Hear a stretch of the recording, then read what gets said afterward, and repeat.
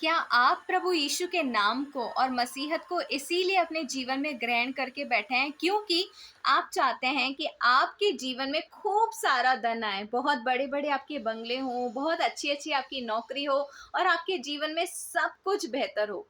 लेकिन क्या आप इन सब चीज़ों से ऊपर उठकर परमेश्वर के नाम को इसीलिए ग्रहण नहीं करना चाहते क्योंकि आप स्वर्ग के राज्य में प्रवेश करना चाहते हैं? आइए आज मैं दीपा जिनयानी अपने इस वीडियो में इसी के विषय में बात करूंगी और देखेंगे कि परमेश्वर की आयत इस विषय में हमसे क्या कहती है। जब हम प्रभु यीशु के नाम को ग्रहण करते हैं, सीधी सी बात है, हम सब लोग non Christians, most of people non Christian family से बिलोंग करते हैं और आज हम लोग प्रभु यीशु को अपने उद्धारकर्ता के रूप में ग्रहण करके बैठे हैं। लेकिन प्रभु यीशु के नाम को सिर्फ इसीलिए ग्रहण करना कि मेरे पास एक अच्छी नौकरी आ जाए, मेरे पास बहुत सारा धन आ जाए, मेरे घर में खूब सारी बरकत हो, मेरे हर एक भंडार लबालब भरा हुआ रहे, सिर्फ इतनी सी ख्वाहिश को लेकर आप अगर मसीहत को फॉलो कर रहे हैं तो प्लीज़ आज आपसे मैं कहना चाहूँगी कि आप रुक जाएं। क्योंकि प्रत्येक वो जीव जो प्रभु प्रभु कहती है, हर एक जन स्वर्ग नहीं जा सकता और वो हर एक जन स्वर्ग इसीलिए नहीं जा सकता क्योंकि आप प्रभु के नाम को जो ले रहे हैं अपनी जुबान से, सिर्फ इसीलिए ले रहे हैं क्योंकि आप अपने सांसारिक जीवन में बरकत को देखना चाहते हैं। आपने कभी भी अपने आत्मिक जीवन की बढ़ोतरी के बारे में परमेश्वर से रिलेट करके अपने आप को कुछ सीखने ना सिखाने की कोशिश करी। अगर हम प्रेरितों की पत्री में पढ़ते हैं तो प्रेरित सदैव इस चीज पर हमें फोकस करना सिखाते हैं कि प्रभु के सुसमाचार को बांटने के लिए तत्पर रहो और परमेश्वर की आज्ञा और विधियों को मानने के लिए हमेशा तैयार रहो।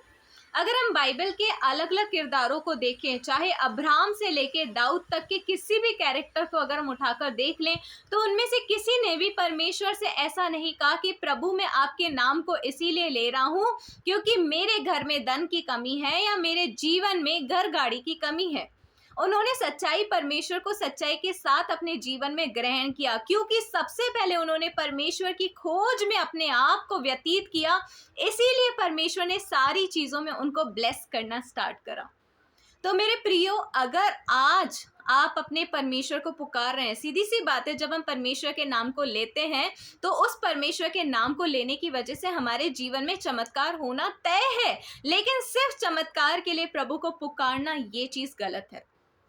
अगर आप प्रभु की आज्ञाएं या विधियों को नहीं मानते हैं, अगर आप प्रभु के अकॉर्डिंग अपने चाल चलन को नहीं चलाते हैं और अभी भी बहुत वक्त हो गया जब आप मसीहत में हैं लेकिन फिर भी अभी तक आपने अपने चाल चलन को और अपने कुकर्मों को नहीं सुधारा, सिर्फ फिर भी आप अपने जुबान से प्रभु यीशु का नाम ले रहे हैं, तो मेरे प्रियो यकीन करें आप स्वर्ग के राज्य में प्रवेश नहीं कर सकते। सिर्फ इस सांसारिक जीवन के इस ड्यूरेशन में आप प्रभु का नाम लेने की वजह से एक टेम्परेरी उद्धार, एक टेम्परेरी आशीष प्राप्त कर सकते हैं, लेकिन ये आशीष आपकी पीढ़ियों तक के लिए भी ट्रांसफर नहीं हो सकती है क्योंकि आप परमेश्वर के खोजी नहीं रहे। आपने सत्य को नहीं जाना और ना ही सत्य ने आपको आजाद किया। परमेश्वर का वचन कहता है कि तुम सत्य की खोज करो तो सत्य तुम्हें स्वतंत्र करेगा।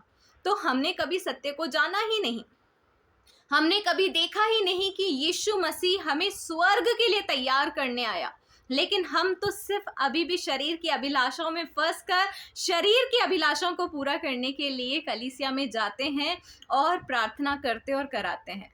मेरे प्रियो, हर एक जुबान जो यीशु मसीह का नाम ले रही है, हर एक जन जो ये अपने जीवन में दुष्ट आत्माओं को निकलवा रहा है, या हर एक जन जो अपने जीवन में आशीषों को प्राप्त कर रहा है, प्रत्येक जन स्वर्ग में क्या जाएगा?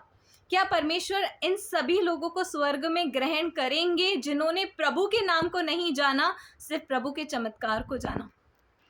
आइए इस बात की सच्चाई को जानने के लिए हम मत्ती के अध्याय के 7 नंबर के हम 21 नंबर वचन को पढ़ेंगे। यहाँ पे देखिए परमेश्वर कहते हैं, जो मुझसे हे प्रभु कहता है उनमें से हर एक स्वर्ग के राज्य में प्रवेश ना करेगा, परंतु वही जो मेरे स्वर्गीय पिता की इच्छा पर चलता है।